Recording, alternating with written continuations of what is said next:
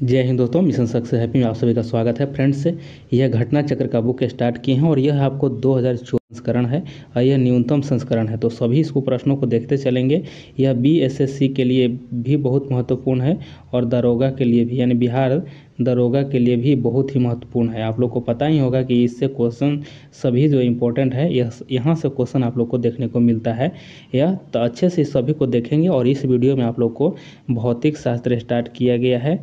तो भौतिक शास्त्र का जो भी क्वेश्चन रहेगा सभी हम लोग विस्तार पूर्वक देखते चलेंगे। और यह वीडियो आप लोग को सुबह 8 बजे अपलोड होता है, ठीक है। यह सुबह 8 बजे यह वीडियो अपलोड हो जाएगा और एक वीडियो आप लोग को जो हिस्ट्री चल रहा है वो भी अपलोड किया जाता है, तो वह आपको 10 बजे अपलोड किया जाता है। तो आप लोग 8 बजे साइंस का और 10 बजे यहाँ पे हिस्ट्री का दोनों वीडियो आप लोग अच्छे से देखते जाइएगा। एक बार अगर चैनल पर पहली बार है फ्रेंड्स तो एक बार सब्सक्राइब जरूर कर लीजिएगा। और चलिए स्टार्ट करते हैं। अच्छा लगेगा लाइक ज़रूर कीजिएगा फ्रेंड्स। यहाँ पे देखिए आप लोग को भौतिक शास्त्र स्टार्ट है और भौतिक शास्त्र में यहाँ पे मात्रक इकाई और मापक यंत्र और पैमाने यांत्रिकी यहाँ पर कंप्लीट हो गया है। और इस वीडियो में आज देखेंगे हम लोग गुरुत्वाकर्षण के अधीन और स्थल पदार्थों के गुण और प्रकाश देखेंगे, ठीक है। तो प्रकाश को देखेंगे इसमें। तो यह जो 3 चैप्टर इसमें आज हम लोग कंप्लीट करेंगे इस वीडियो में। और उसके बाद आप लोग को ऊष्मा एवं ऊष्मागतिकी होगा, फिर तरंग गति एवं ध्वनि को भी किया जाएगा कंप्लीट। इसी तरह से जितना भी इसमें विज्ञान यानी साइंस का दिया गया है सभी क्वेश्चन को कंप्लीट करते चलेंगे। तो चलिए स्टार्ट करते हैं। पहला क्वेश्चन यहाँ पे गुरुत्व के अधीन गति से,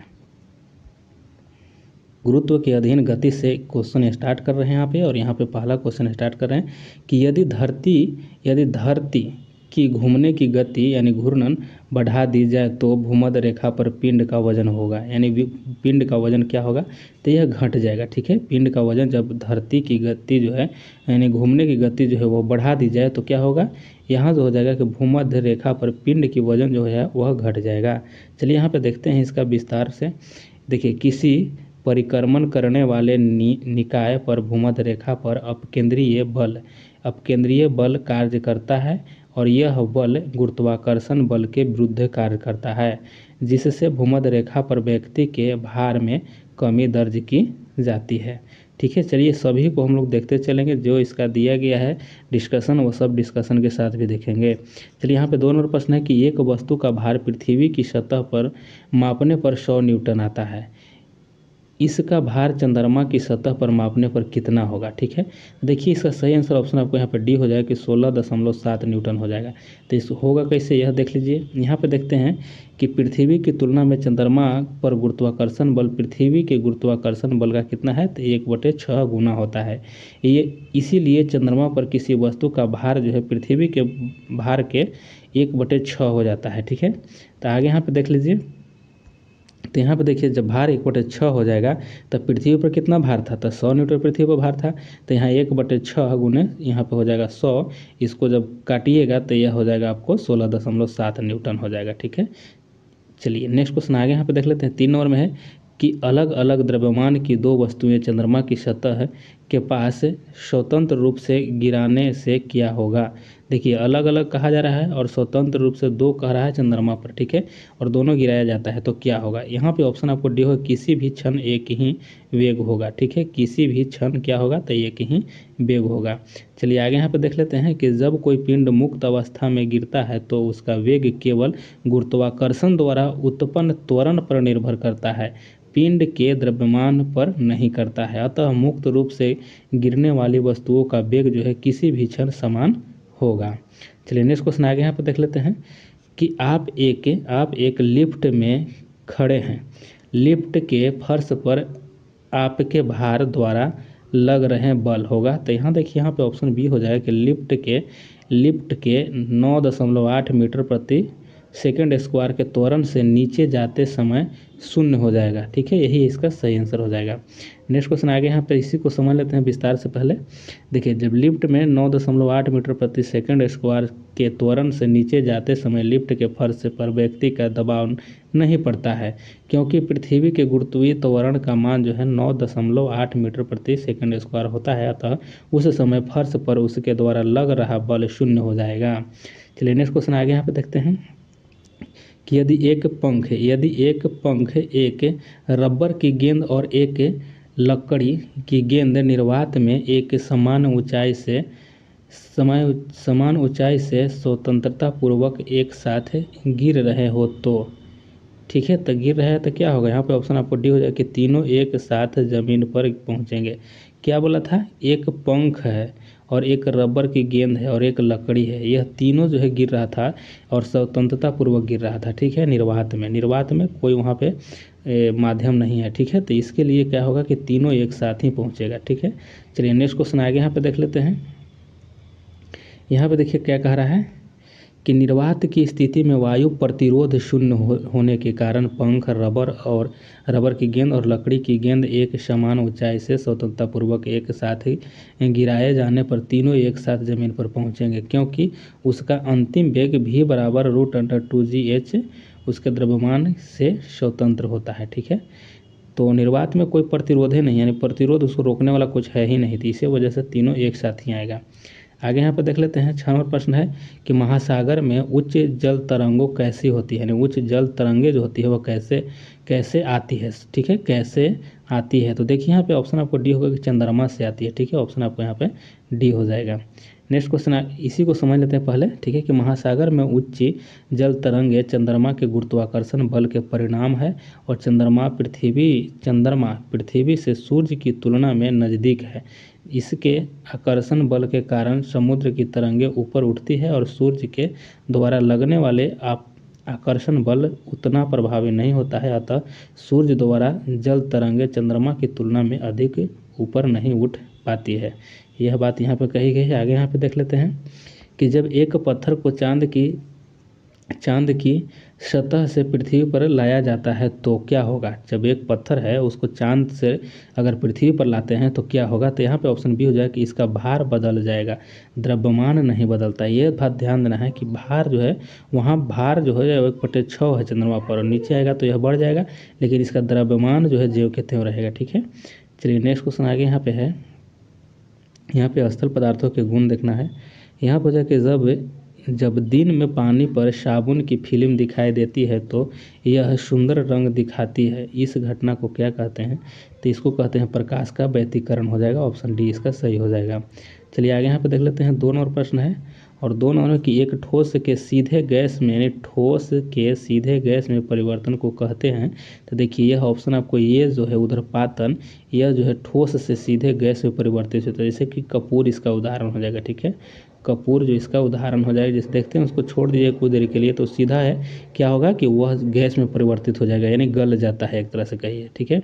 चलिए आगे यहाँ पे देख लेते हैं कि ऊर्ध्वपातन वह प्रक्रम है जिसके द्वारा ठोस पदार्थ द्रव में परिवर्तित हुए बिना ही सीधे गैस अवस्था में परिवर्तित हो जाते हैं तथा गैसीय अवस्था से सीधे ठोस अवस्था में आ जाता है, ठीक है। चलिए 3 और प्रश्नों को देखते हैं। 3 नंबर में है कि विंडो या घरेलू क्लीनर, ठीक है, विंडो या घरेलू क्लीनर या परफ्यूम स्प्रेयर, ठीक है, स्प्रेयर के रूप में इस्तेमाल की जाने वाली स्प्रे बोतलें निम्नलिखित में से किस पर काम करती है। जो होता है घरेलू क्लीनर होता है या परफ्यूम स्प्रे जो होता है वह जो है उसका बोतल जो है निम्नलिखित में किस पर काम करती है, तो यह करता है बर्नौली का सिद्धांत पर, ठीक है, ऑप्शन आपको यहाँ पे बी हो जाएगा, ठीक है। यह हाइड्रोलिक ब्रेक भी जो होता है बर्नौली के सिद्धांत पर काम करता है। विंडो या घरेलू क्लीनर या परफ्यूम स्प्रे के रूप में इस्तेमाल की जाने वाली बोतलें बर्नौली सिद्धांत पर काम करता है। बर्नौली सिद्धांत यहाँ पर देखिए स्विस गणितज्ञ डेनियल्स बर्नौली द्वारा किया गया है। चलिए आगे देख लेते हैं। यहाँ पे आगे है 4 नंबर प्रश्न है कि बर्फ़ का एक टुकड़ा पानी से लबालब भरे बीकर में तैर रहा है, जब पूरी बर्फ़ पिघल जाएगा तब क्या होगा। तब यहाँ पे क्या हो जाएगा, यह जल स्तर नहीं बदलेगा, यानी कि ज्यों के त्यों रहेगा। इसलिए ज्यों के त्यों रहेगा, गिलास में जब इस तरह से रहेगा, यहाँ पे बर्फ़ का एक टुकड़ा है तो यह अंदर जितना रहता है, यह जो छेके हुए रहता है भाग, वही जो ऊपर जो रहता है वो पिघलने के बाद उसका मेकअप कर लेता है, ठीक है, इसीलिए यह परिवर्तित रहता है।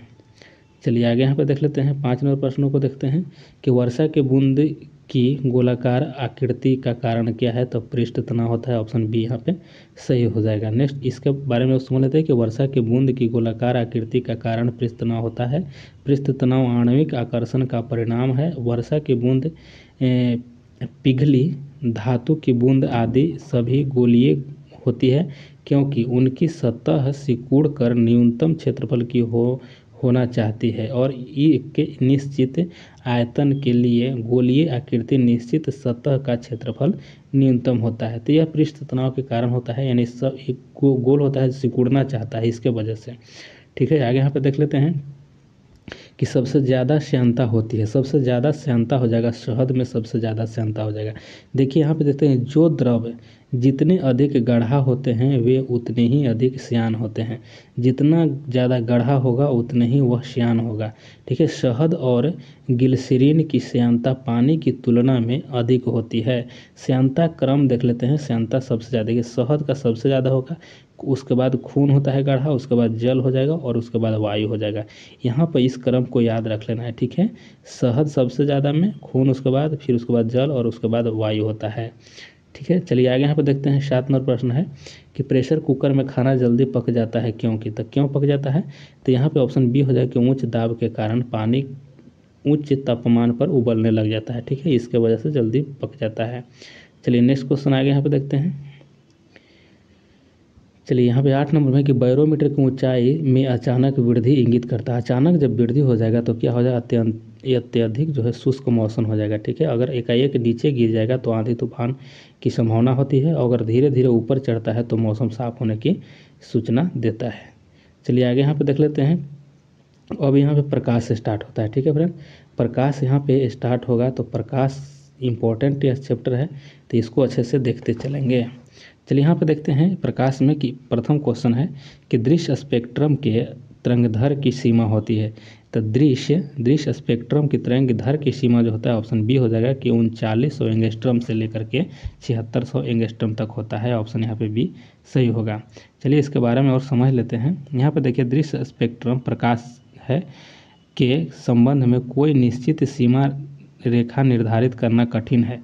यह व्यक्ति की उम्र, आँखों की क्षमता, प्रकाश स्रोत की दूरी एवं तीव्रता आदि बातों पर निर्भर करता है। सामान्य तौर पर इसकी सीमा जो है 320 नैनोमीटर से लेकर के 860 नैनोमीटर होता है। ठीक है, एंगस्ट्रम में यह मान 3200 एंगस्ट्रम से लेकर के 8600 एंगस्ट्रम होता है। ठीक है, आगे यहाँ पर समझ लेते हैं।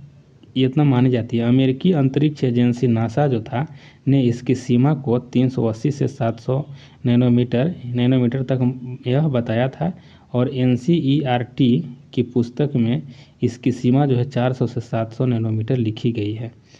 अतः परीक्षार्थी प्रश्न के विकल्प के अनुसार इस परास के भीतर निकटतम उत्तर का चयन कर सकते हैं। ठीक है, चलिए आगे यहाँ पर देख लेते हैं। 2 नंबर प्रश्न है यहाँ पे कि सौर विकिरण निम्न में से किस परास में दिखता है। देखिए, सौर विकिरण जो है किस परास में दिखता है, तो 400 से लेकर के 700 नैनोमीटर के बीच में दिखता है सौर विकिरण। ठीक है, आगे देख लेते हैं। यहाँ पे 3 और प्रश्न है कि दो कैंडेला का एक समदिक्क स्रोत जितना प्रकाश फ्लक्स पैदा करता है वह है। तो यहाँ पे ऑप्शन आपको क्या हो जाएगा, सी हो जाएगा, 2 पाई ल्यूमेन हो जाएगा, 8 पाई ल्यूमेन हो जाएगा। ऑप्शन आपको यहाँ पे सी सही हो जाएगा, 8 पाई ल्यूमेन हो जाएगा।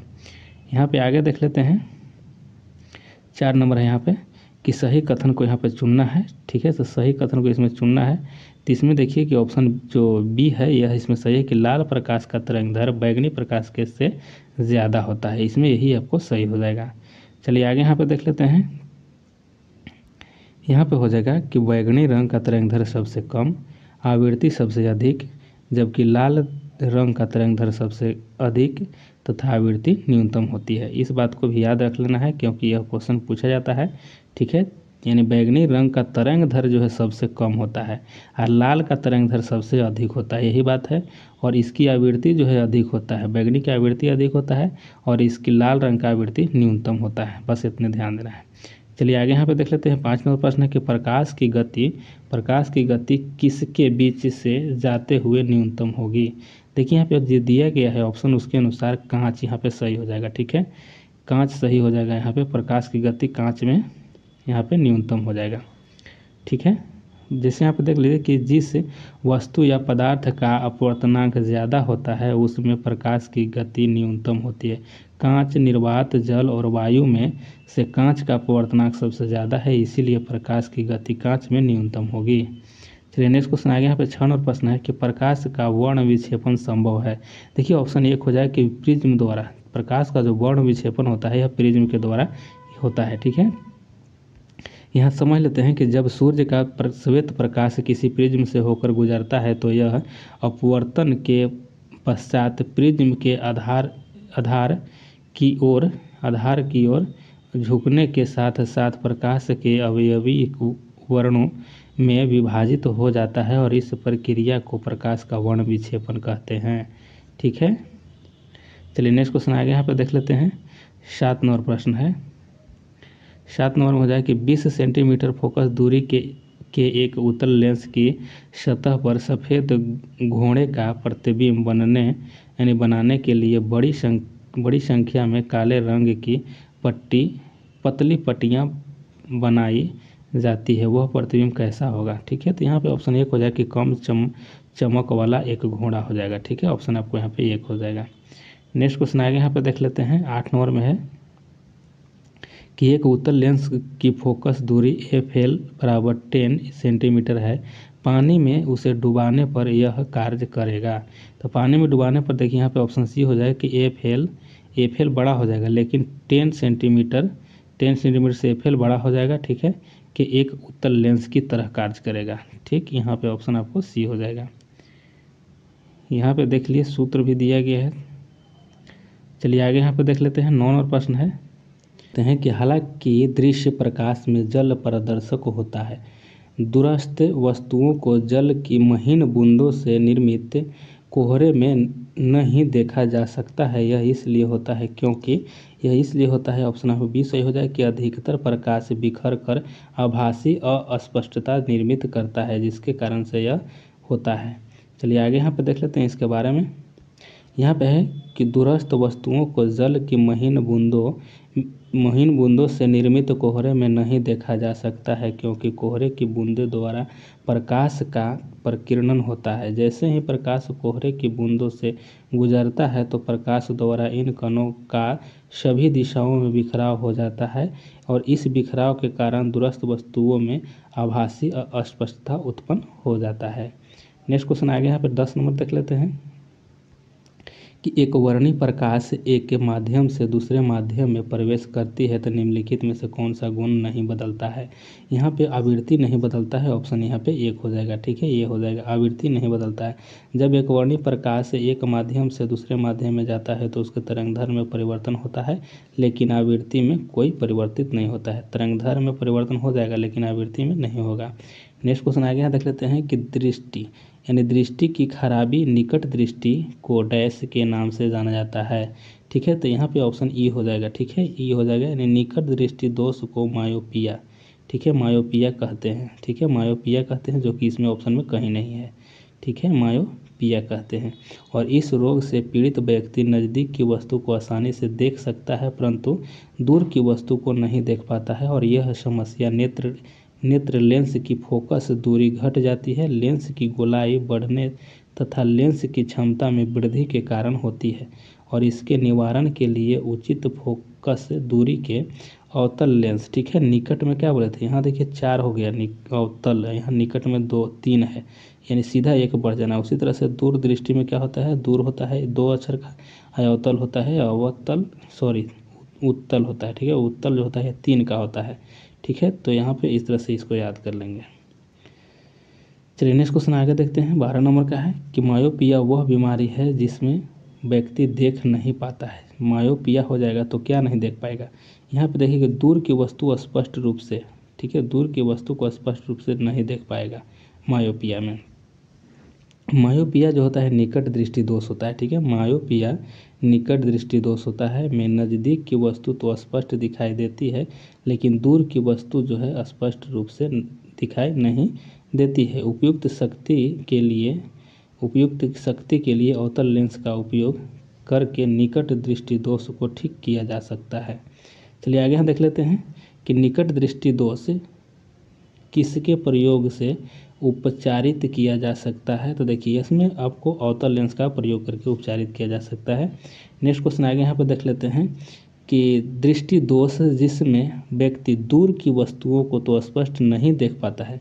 देखिए दूर की वस्तु को स्पष्ट नहीं देख पाता है लेकिन पास की वस्तुओं को स्पष्ट देख पाता है, वह दोष क्या है। ठीक है, तो वह दोष क्या है, निकट दृष्टि दोष हो जाएगा। ठीक है, निकट दृष्टि दोष वही आप लोग को अवतल जो दर्पण का प्रयोग अवतल लेंस का प्रयोग किया जाएगा इसमें।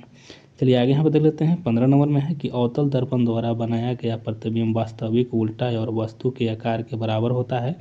तो वस्तु की स्थिति कैसी होनी चाहिए। तो यहाँ पे ऑप्शन सी हो जाएगा कि वक्रता केंद्र पर होनी चाहिए। वस्तु की जो स्थिति है वह वक्रता केंद्र पर होनी चाहिए। यहाँ पे देख लीजिए, यहाँ पे बताया गया है फिगर में। चलिए नेक्स्ट क्वेश्चन आगे यहाँ पे देखते हैं 16 नंबर है कि प्रकाश में 7 रंग होते हैं और रंगों का अलग अलग करने का क्या तरीका है।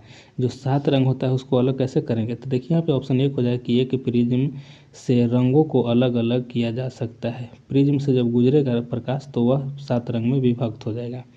नेक्स्ट क्वेश्चन आगे यहाँ पे देख लेते हैं, इसके बारे में समझिए कि आपतित प्रकाश प्रिज्म द्वारा रंगीन पट्टियों में विभक्त हो जाता है। जो 7 रंग बैंगनी, जामुनी, नीला, हरा, पीला, नारंगी तथा लाल होता है। ठीक है, तो इसको याद करना है। अगर बीच में पूछेगा तो बीच में हरा होता है, याद रखना है, बीच में हरा होता है। और सबसे अगर ऊपर पूछे, सबसे ऊपर पूछेगा तो सबसे ऊपर में लाल होता है। ठीक है, लाल होता है।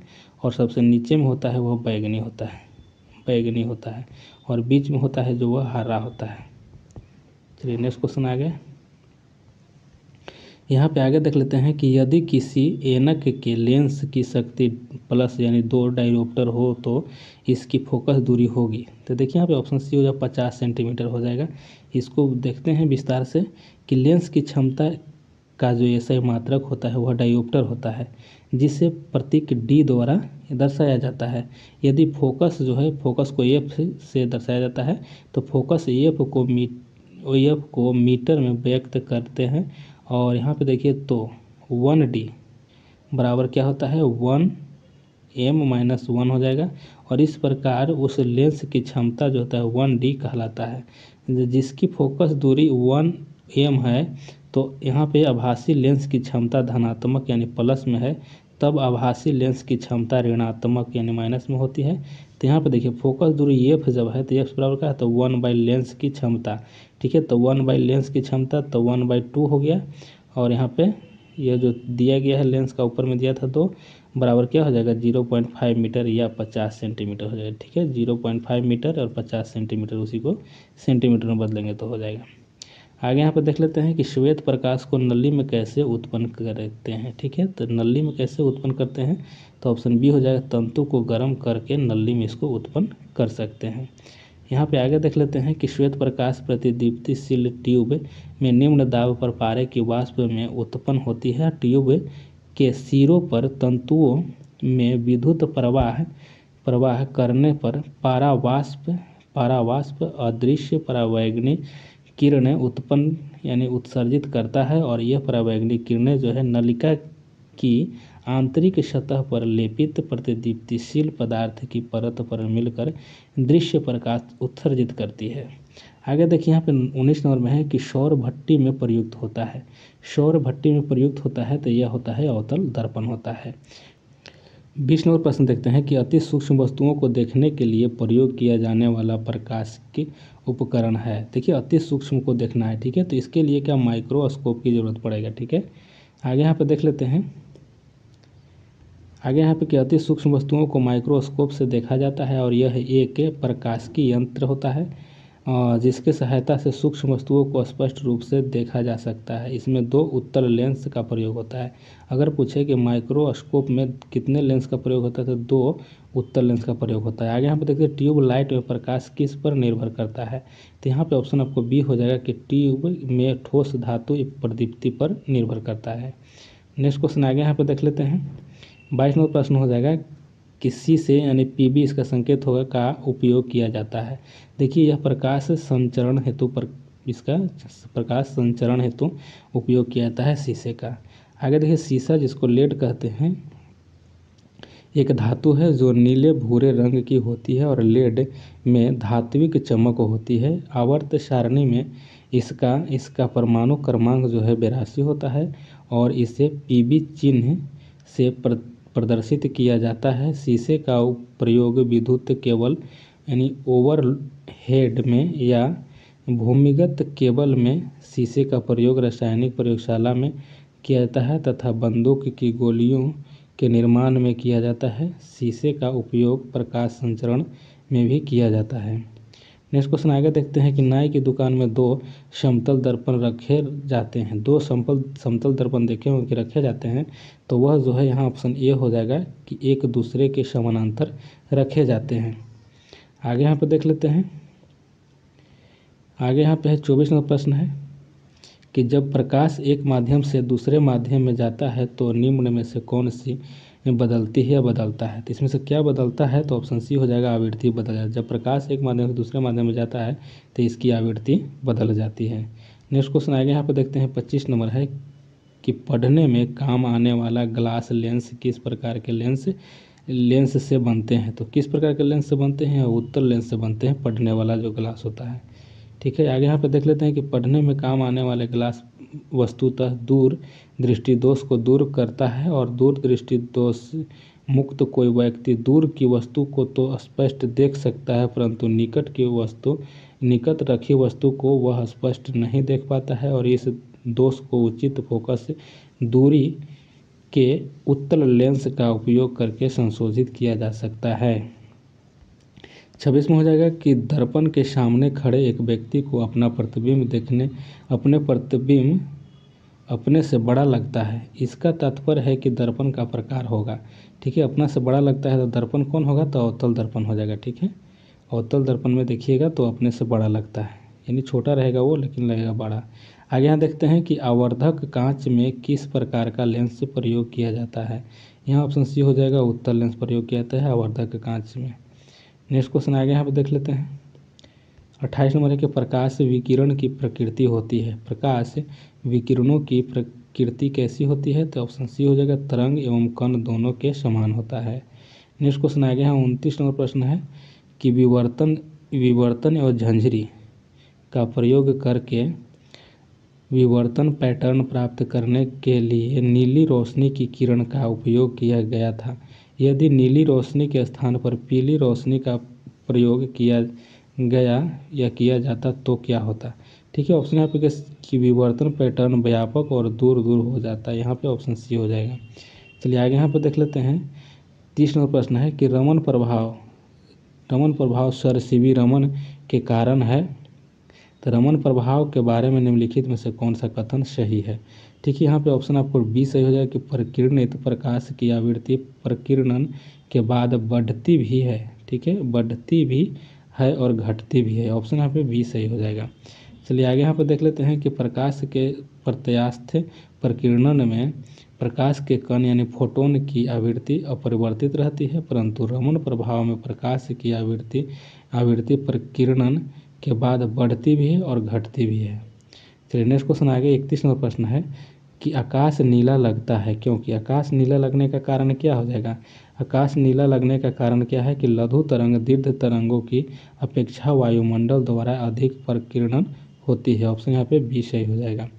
नेक्स्ट क्वेश्चन आगे यहाँ पर देख लेते हैं 32 नंबर प्रश्न है कि रात के समय में खुले आकाश में तारों के टिमटिमाने को किससे समझाया जा सकता है। ठीक है तो यहाँ पे हो जाएगा ऑप्शन आपको कि प्रकाश का अपवर्तन। देखिए यह अपवर्तन के कारण होता है। ठीक है परावर्तन नहीं देखना है और प्रकीर्णन भी नहीं होता है। ठीक है यह अपवर्तन के कारण ही टिमटिमाता दिखाई देता है। ठीक है चलिए आगे देख लेते हैं। अपवर्तन के कारण ही जो छड़ी जो होता है पानी की बाल्टी में मुड़ी हुई दिखाई देती है सिक्का उठा हुआ दिखाई देता है अपवर्तन के कारण है। ठीक है तो रात के समय खुले आकाश में तारों के टिमटिमाने का कारण तारों के प्रकाश का पृथ्वी के वायुमंडल में पहुंचने पर होने वाली अपवर्तन के कारण होता है। ठीक है रिफ्लेक्शन के कारण होता है। आगे देखते हैं कि सौर ऊर्जा निम्न में से किससे प्राप्त होता है। सौर ऊर्जा जो है तो यह सूर्य से प्राप्त होगा। ऑप्शन आपको सी से हो जाएगा। नेक्स्ट क्वेश्चन आएगा, देख लेते हैं। 34 नंबर है कि प्रकाश की गति निम्न में से किस माध्यम में न्यूनतम होगा। न्यूनतम होगा तो कांच में होगा, ठीक है। प्रकाश कांच में न्यूनतम होगा। पहले ही बताए थे कि कांच का जो है अपवर्तनांक ज़्यादा है सभी की तुलना में, इसके वजह से यहाँ कांच में प्रकाश की चल न्यूनतम हो जाएगा। चलिए आगे यहाँ पर देख लेते हैं। 35 नंबर में हो जाएगा कि सूर्य के प्रकाश का धरती की सतह पर पहुँचने में लगने वाला समय लगभग कितना होता है। तो ये 8 मिनट 5, यहाँ पे 8 मिनट 5 सेकंड लगता है, ठीक है। ऑप्शन सी इसका सही हो जाएगा। चलिए आगे हम देखते हैं कि सूर्य के प्रकाश का धरती की सतह पर पहुंचने में लगा समय लगभग जो होता है 499 सेकेंड या 8 मिनट 19 सेकेंड लगता है। चूँकि निकटतम विकल्प यहाँ पे दिया गया था जो 8.5 मिनट अर्थात 8 मिनट 30 सेकेंड दिया गया है, अर्थात इस प्रश्न के विकल्प सी सही होगा। चलिए आगे यहाँ पे देख लेते हैं। 36 नंबर प्रश्न हो जाएगा कि सूर्य का प्रकाश पृथ्वी पर पहुँचता है। तो यहाँ पे ई हो गया, यहाँ पे समझ गए, ई है, यानी कि यहाँ पे लगभग नहीं दिया गया है, लगभग यहाँ पे 8.5 भी रहता तो सही होता, ठीक है। लेकिन अगर यहाँ पे निकटतम देखा जाए तो यहाँ पे सी हो सकता है, ठीक है। चलिए आगे देख लेते हैं। यहाँ पे देखते हैं 37 नंबर के निम्नलिखित में से कौन वैकल्पिक ऊर्जा का सबसे बड़ा भंडार है, ठीक है। वैकल्पिक ऊर्जा का सबसे बड़ा भंडार जो है सौर ऊर्जा ही है। चलिए नेक्स्ट क्वेश्चन आगे देख लेते हैं। अब यहाँ देखिए ऊष्मा एवं ऊष्मागतिकी है, ठीक है। ऊष्मा और ऊष्मागतिकी यहाँ पे है। तो फ्रेंड्स यह आपको नेक्स्ट वीडियो में आपको ऊष्मा एवं ऊष्मागतिकी को कंप्लीट किया जाएगा।